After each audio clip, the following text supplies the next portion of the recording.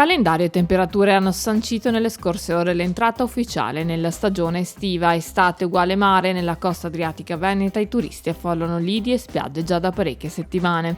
E se ora a mettere i piedi nella battigia sono le famiglie, grazie anche alla sospensione dell'anno scolastico, all'avvio di stagione non sono mancati i consueti turisti europei. Tuttavia la proiezione per le prossime settimane è più che rosea. I dati parlano molto chiaro, i tassi di occupazione che noi abbiamo per le prenotazioni sono molto elevati, quindi sarà una stagione estiva molto buona.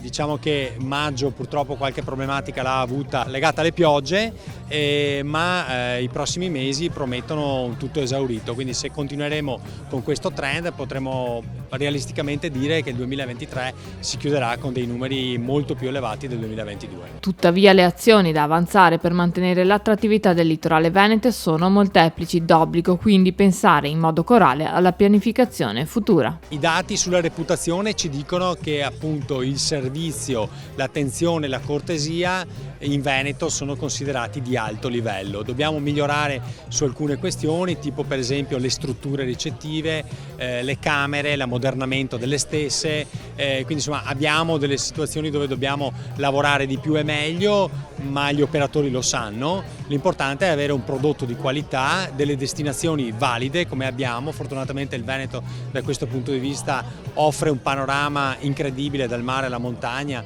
ai laghi, alle terme, alle colline, quindi insomma sta a noi soltanto cercare di valorizzare sempre di più e attirare un turista che sia sempre di più consapevole, che apprezzi la sostenibilità che stiamo portando avanti anche in ambito turistico e che apprezzi il lavoro che i nostri operatori stanno facendo.